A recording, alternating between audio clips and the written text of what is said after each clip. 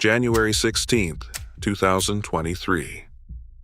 A man in designer sunglasses walks into a private cancer clinic in Palermo. He checks in under the name Andrea Bonafede. He sits in the chemotherapy ward. He has been coming here for months. The nurses know his face, the other patients sit beside him. Nobody knows that the man in the waiting room has 7 life sentences. Nobody knows he ordered the kidnapping of a 12-year-old boy who was held for 779 days and then dissolved in acid. Nobody knows that for 30 years, while every law enforcement agency in Italy hunted him, he drove Porsches, wore Rolex watches, and dated school teachers, all without ever leaving Sicily. When the carabinieri surround him, he does not run. He looks at the officer and says 5 words. "You know who I am." His name was Matteo Messina Denaro, and he was only one of them. These 6 men did not just evade capture.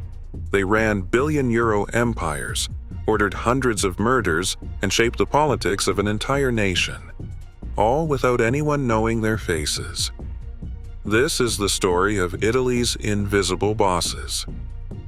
But it is the last name on this list that did something none of the others managed. He vanished from a hospital bed in broad daylight. And when police finally found him 5 years later, he was hiding inside a wall. Italy has produced 2 criminal organizations that rank among the most powerful in human history. Cosa Nostra in Sicily, the 'Ndrangheta in Calabria. Between the 1960s and the 2020s, both developed a shared doctrine that contradicted everything the world thought it knew about organized crime. The most powerful boss is the one nobody sees. These 6 men spent a combined 143 years as fugitives. They communicated through tiny slips of paper. They refused to touch a telephone. They built empires worth tens of billions of euros while hiding in farmhouses, mountain caves, and secret rooms behind bathroom walls. The 'Ndrangheta alone now generates an estimated 40 to 60 billion euros annually and controls roughly 80% of all cocaine entering Europe. Most of the world has never heard of it. That anonymity was built by the men you are about to meet. The first name is the one who invented the rules. Bernardo Provenzano was born on January 31, 1933, in Corleone, Sicily. He was the 3rd of 7 children in a family of subsistence farmers. He dropped out of school before finishing 2nd grade. He could barely read. But by the time he died, he had governed the most famous criminal organization on earth for longer than most politicians hold office. He did it without ever raising his voice. Quiet? His entry into violence was not gradual. In August 1958, he helped execute the ambush of reigning boss Michel Navarra, firing alongside Salvatore Riina and Calogero Bagarella to install Luciano Leggio as the new power in Corleone. His boss assessed him with a line that would become infamous. He said he shoots like a god but has the brains of a chicken. He was wrong about the second part. On December 10, 1969, Provenzano walked into a meeting on Viale Lazio in Palermo and killed Michele Cavataio with a submachine gun. The carnage was so thorough that people began calling him the Tractor. They said that where Provenzano passed, grass no longer grew. When Leggio was imprisoned in 1974, Riina took command with Provenzano as his permanent right hand. Together, they launched the Second Mafia War between 1981 and 1983. Over 1,000 people died. The Corleonesi eliminated every rival family that stood against them. But here is what makes Provenzano extraordinary. After Riina's arrest on January 15, 1993, Provenzano did not continue the war. He ended it. He reversed everything his partner had built. Where Riina bombed courthouses and assassinated judges, Provenzano ordered silence. He called it submersion. Under his command, mafia killings in Sicily plummeted. The bombings stopped. Prosecutors warned that this peace was an illusion, that it actually meant tighter control, not weaker power. They were right. Under Provenzano's quiet hand, Cosa Nostra's estimated annual revenue doubled from 15 trillion lire in 1994 to 30 trillion lire by 1999. By 2004, investigators placed the figure at approximately 30 billion euros. He infiltrated the healthcare sector with particular depth. Sicily had roughly 1,800 private health centers compared to just 150 in the wealthier region of Lombardy. Many of them were vehicles for diverting government funds into mafia hands. He rigged public contracts, controlled waste management, and rebuilt the bridges between organized crime and politics that Rina's violence had burned. Cosa Nostra, under Provenzano, could deliver an estimated 450,000 votes to Sicilian politicians. That kind of leverage does not require a gun. It requires a ledger. And that is why his second nickname was the Accountant. He did all of it with pieces of paper. For 43 years, Bernardo Provenzano never used a telephone, a computer, or a bank account. Not once. He governed Cosa Nostra through pizzini, tiny slips of paper handwritten or typed on an Olivetti Lettera 32 typewriter, folded into tight accordion squares. Each note passed hand to hand through relay chains. No single courier knew the full route. The notes contained orders on contract rigging, extortion quotas, conflict resolution, and financial directives. Nearly all of them ended with a religious blessing. For sensitive instructions, he used a variation of the Caesar cipher, shifting each letter forward 3 positions in the alphabet and replacing it with a corresponding number. Investigators found approximately 350 pizzini at his hideout when they finally caught him. And the way they caught him was almost absurd. They followed his laundry. On April 11, 2006, police officer Renato Cortesi watched through binoculars as a hand reached from the door of a Spartan farmhouse, barely a mile from Corleone, to receive a package of clean clothes. The officers burst through the door. Provenzano's first words were calm. "You have no idea what you've done." Inside the farmhouse, they found 5 Bibles with cryptic marginalia, pictures of the Virgin Mary, 2 typewriters, and a pot of chicory on the stove. He had been a fugitive since September 10, 1963. 43 years. He accumulated 20 life sentences. He died on July 13, 2016, at the age of 83.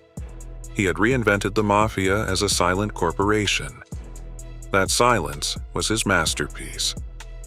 Everything you've just heard about Provenzano's system, the paper notes, the coded messages, the absolute refusal to leave an electronic trace, sounds like a method from another century.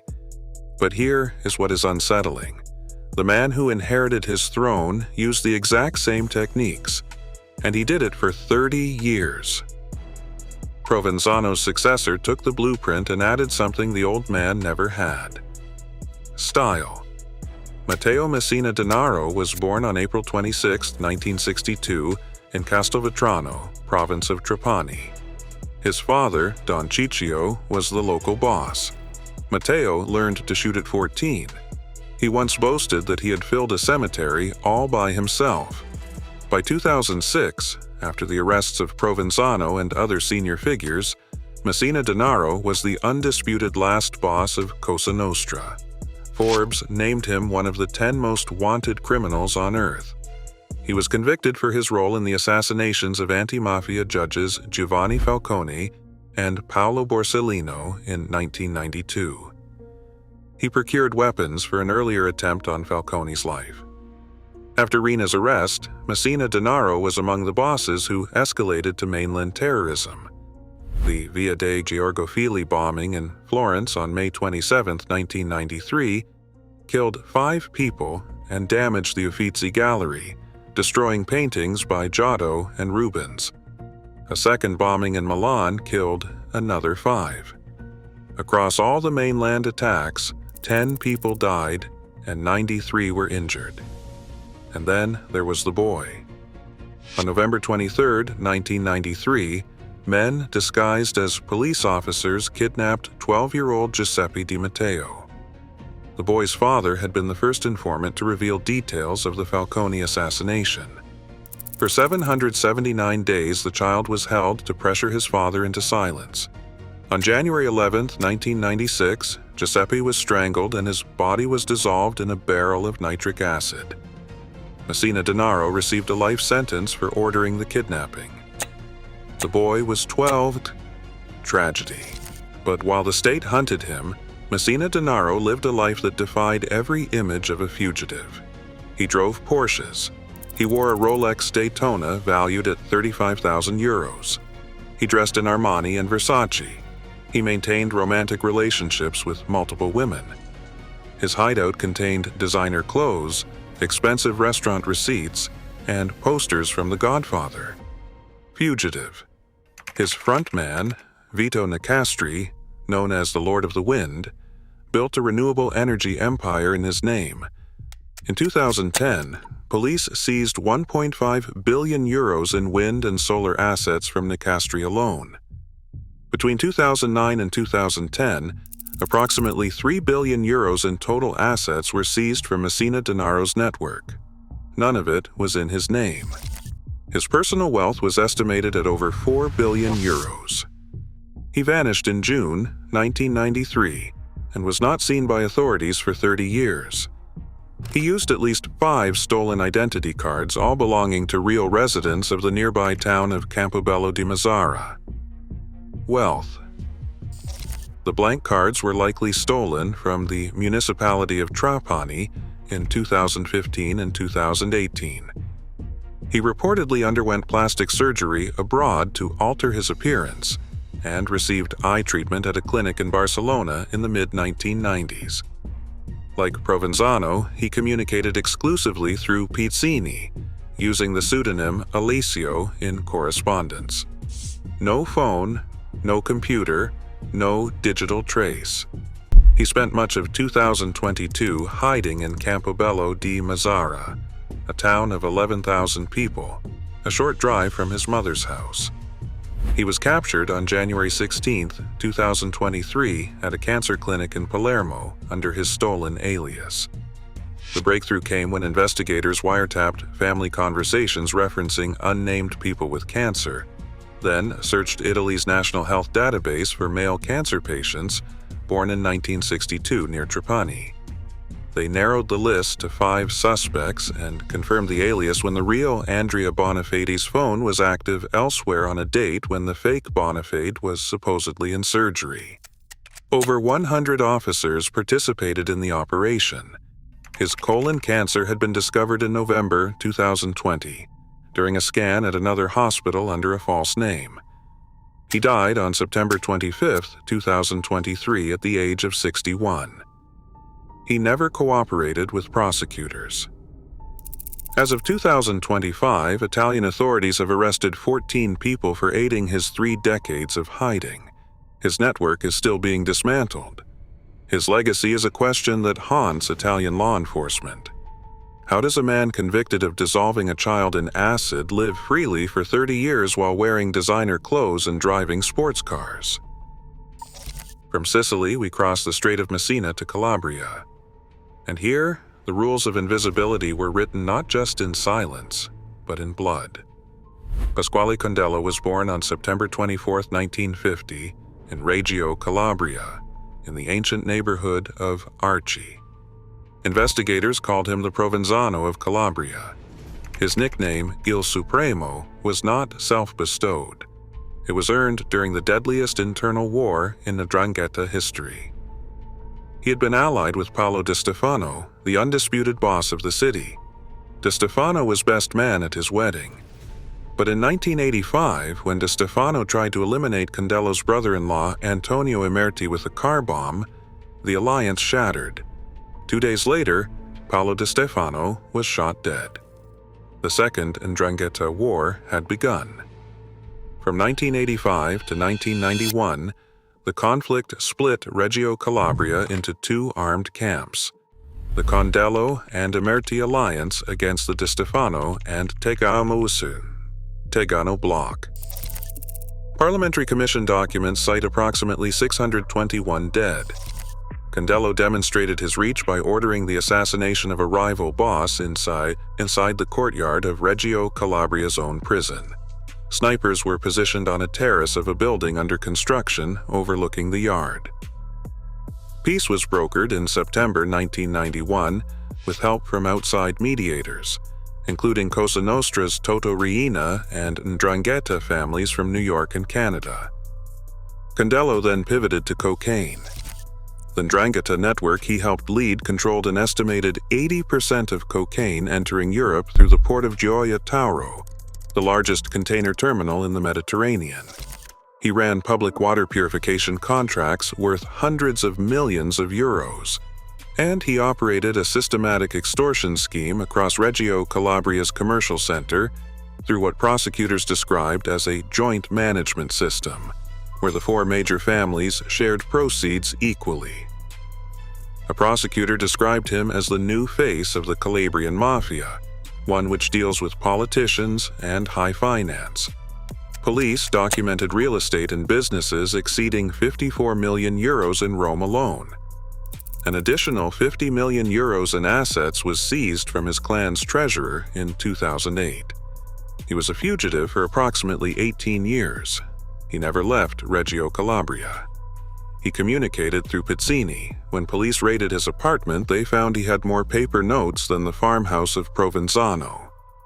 On February 18, 2008, he was captured in a raid involving more than 100 officers. Armed but calm, he told the arresting team to hold their fire and said simply, "I am the real Pasquale Condello." He was sentenced to 4 life terms plus 22 additional years. He remains under the 41 bis isolation regime.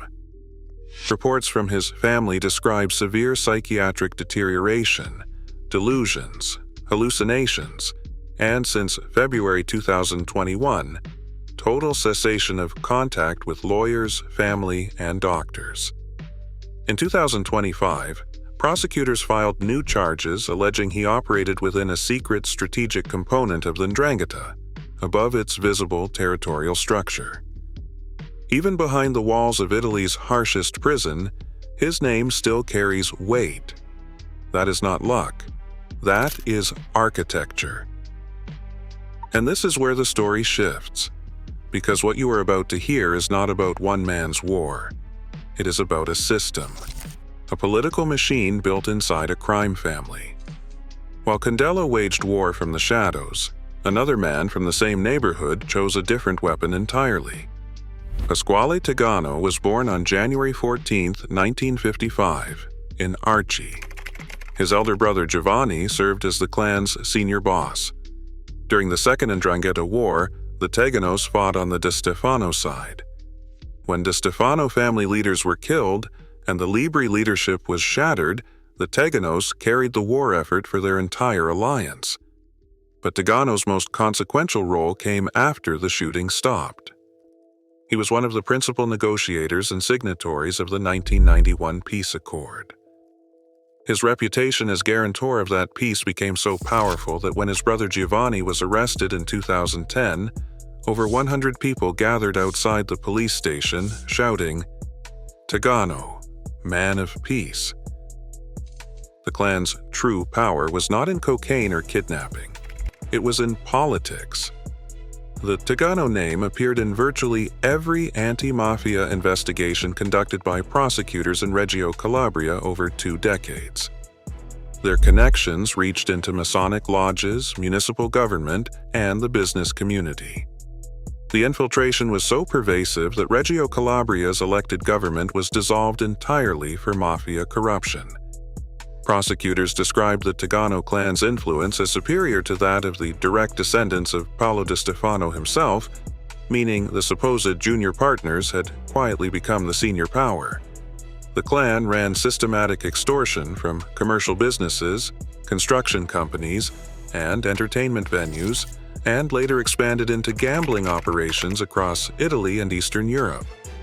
Tegano became a fugitive in 1994 and was captured on August 6, 2004, after approximately 10 years on the run. He was sentenced to life imprisonment and remains under 41 bis. His brother Giovanni died in prison on July 7, 2021, at the age of 81. And here is a detail that reveals how pragmatic this world truly is. Remember the 1991 peace accord that ended the war that killed 621 people? Tegano didn't just negotiate it, he enforced it. And when tensions between the old wartime factions rose again more than a decade later, he did something extraordinary. He secured the cooperation of Pasquale Condello, the very man his family had spent 6 years trying to kill. In the 'Ndrangheta, yesterday's enemy is tomorrow's business partner. Power has no memory, only interests. To understand how the 'Ndrangheta became a global power, you have to leave the city. You have to go up into the mountains. Giuseppe Morabito was born on August 15, 1934, on Ferragosto, Italy's national holiday, in the remote village of Africo, deep in the Aspromonte Mountains of Calabria. His nickname was U Tira Drittu, the straight shooter. He inherited it from his father. Italy's Parliamentary Anti-Mafia Commission designated him the Mamma Santissima, the supreme boss of the entire 'Ndrangheta. When he was finally captured, the commission's president declared that this arrest was even more important than that of Provenzano. Morabito's power was forged in the Monticello feud of the 1980s, a conflict that left over 50 dead, and from which he emerged as the undisputed head of the Africo clan. He became a senior member of the Camera di Controllo, the provincial commission that governed the 'Ndrangheta after 1991. But what set him apart from every other boss in Italy was this. He chaired the annual summits held at the sanctuary of Our Lady of Polsi, deep in the Aspromonte. These were not informal meetings, they were the 'Ndrangheta's parliament. Every major family in Calabria sent representatives. International delegates arrived from Canada, Australia, and South America. Strategy was set, disputes were settled, and Morabito sat at the head of the table. His drug operations connected Colombia, Venezuela, and Argentina to Calabria through transit points in Senegal and the port of Genoa. Ships arriving from South America would offload hundreds of kilograms of material into the sea off the Africo coast. In Milan, his clan controlled the Ortomercato wholesale market, through which cocaine moved in industrial quantities. 250 kilograms were seized in a single operation in 2007. Between 1996 and 1997, the Morabito network also began receiving heroin and arms from Albanian networks operating through the Balkans. But perhaps the most remarkable demonstration of the clan's reach was institutional. The Morabito family controlled the University of Messina for approximately 25 years, ordering degrees and academic appointments to be awarded to favored associates. Before a police crackdown in 2001, 2 professors had been kneecapped and 4 bombs had been detonated in university buildings. This was not a street gang. This was an organization that bent a university to its will for a quarter century. According to multiple informants, even Toto Riina, the most feared Sicilian boss of his generation, was sheltered by Morabito while on the run, reportedly disguised as a priest. The Italian intelligence agency DIA compared Morabito's influence within the 'Ndrangheta to Provenzano's within Cosa Nostra. Morabito became a fugitive in 1992 and hid for 12 years in the Aspromonte, where the terrain itself served as his fortress. He was captured on February 18, 2004, at the age of 69. He has been under the 41 bis regime continuously since then. In July 2022, he was diagnosed with Alzheimer's disease. On April 10, 2025, the European Court of Human Rights ruled that Italy violated Article 3 of the European Convention, which prohibits inhuman or degrading treatment, by keeping a man with severe cognitive decline under its harshest prison conditions. As of early 2026, Italy has not complied with the ruling. He is 91 years old. He does not know where he is. Now we come to a different kind of story. Not a boss who hid for decades in one place, but a man who disappeared from custody itself. The Pelle clan of San Luca, a town of fewer than 4,000 people in the heart of Calabria's Locreed, is a dynasty of invisibility. The clan patriarch, the elder Antonio Pelle, known as Antoni Gambazza, was an illiterate shepherd who rose to become capo crimine, the ceremonial head of the entire 'Ndrangheta. He presided over the annual Polsi summits alongside Morabito. He was acquitted in 9 of 10 trials brought against him throughout his career, a testament to the impenetrable wall of silence surrounding San Luca. For the final decade of his life, he never used a telephone, a cell phone, a credit card, or a computer. Absolute electronic silence. He was captured in June 2009 at a hospital where his wife had unknowingly led police. He died 5 months later at the age of 77. But it is the younger Antonio Pelle, known as La Mama, whose story delivers the moment this script promised from the beginning. The Pelle clan produced one of the most explosive moments in the modern history of European organized crime. On the night of August 15, 2007, outside the Italian restaurant De Bruno near Duisburg's Central Railway Station in Germany, 2 gunmen fired over 57 shots from automatic pistols, executing 6 Italian men aged 16 to 39. Each victim received a final shot to the head. The Duisburg massacre was the first time the 'Ndrangheta exported a blood feud outside of Italy. It shattered the fiction that Italian organized crime was a domestic problem. The roots of the killings traced back to a generations-long vendetta between the Pellevotari and Nirta Strangio factions of San Luca, a feud that had been smoldering since a carnival altercation in 1991. Phone intercepts captured someone calling Antonio Pelle, known as La Mama, in the early hours after the massacre. He said, "My brother died, my nephew died, your brother died. They all died." Pelle was arrested in October 2008 in an underground bunker in Ardor Marina and sentenced to over 20 years.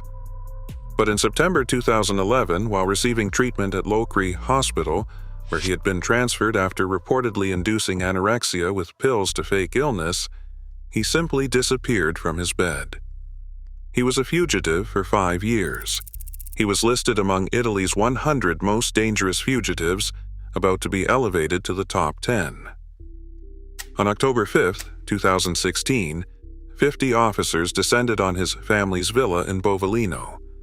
It took hours to find the hiding place. What appeared to be a simple safe high on the bathroom wall concealed a gap between 2 walls, a hidden room with a bed tucked between the bathroom and a bedroom. Pelle was found crouched on top of a large wardrobe, peering out, offering no resistance. The police commander called him the last of the strategic protagonists of the San Luca feud. A 2025 Court of Cassation ruling confirmed his leadership role in both the feud and international cocaine trafficking. He remains imprisoned. In the annals of organized crime, his escape is almost theatrical, but what it reveals is structural. Even inside government custody, the 'Ndrangheta's reach was long enough to make a man vanish. There is a pattern buried in these 6 lives that goes beyond individual ambition. Every one of these men used paper over electronics, family over recruitment, and local territory over global expansion of their physical presence. The reason the 'Ndrangheta produced fewer than 95 informants compared to over 1,000 from Cosa Nostra is not cultural. It is biological. These organizations are built on blood. Sons are groomed from birth. Marriages forge alliances. You cannot flip a man against his brothers and sons. The deeper pattern is economic. Provenzano proved that silence doubles revenue. The 'Ndrangheta applied that lesson on a planetary scale, 40 to 60 billion euros a year, operations in over 84 countries, and a name that most of the world still cannot pronounce. The United States did not add the 'Ndrangheta to its blacklist until 2008. Spain's leading newspaper has admitted it rarely covers the organization. Invisibility is not a failure of law enforcement. It is the business model. 3 of these 6 men are now dead. Matteo Messina Denaro died in 2023. Provenzano died in 2016. The elder Antonio Pelle died in 2009. The other 3 remain in prison under Italy's harshest isolation regime. Condello faces new charges. Morabito has Alzheimer's disease and an ignored European court ruling. Tegano serves life behind walls that have held him for over 2 decades. But the organizations endure. In November 2023, the Renacita Scott mega trial delivered 207 convictions and over 2,200 years of combined prison sentences, the second largest mafia trial in Italian history after the original 1986 Maxi trial. In February 2025, the largest operation against Cosa Nostra since 1984 saw over 180 arrests in Palermo, with investigators discovering that a new generation had adopted the encrypted platform Number 1 BC to replace compromised communication systems. In July 2025, police arrested the 'Ndrangheta's top boss in Latin America in Bogota. A German police officer was found on the 'Ndrangheta payroll. Interpol's anti-'Ndrangheta project has built a database of over 75,000 entities linked to the organization across 24 countries. In January 2025, Interpol issued its first-ever Silver Notice, a global instrument for identifying and recovering criminal assets. The next generation is already in place. They have learned from their father's mistakes. They will be harder to find. Think about that clinic in Palermo one more time. Matteo Messina Denaro walked in for chemotherapy under a stolen name. He'd been doing it for months. The nurses recognized him. The other patients sat beside him in the ward. For 30 years, he lived among people who never suspected what he was. Provenzano ruled from a farmhouse with a pot of chicory on the stove. Condello never left his city. Morabito held court on a mountain where foreign bosses came to kneel. Tegano controlled politicians who never admitted his name in public. Pelle hid behind a bathroom wall while 50 officers searched the house around him. Every one of these men understood the same truth. The moment you become famous, you become vulnerable. The moment people say your name, the countdown to your capture begins. Their power was not in what they did. It was in the fact that no one saw them do it. The next boss on Italy's most wanted list may already be sitting in a waiting room somewhere, under a name that does not belong to him, living a life no one would think to investigate. That is the point. That was always the point.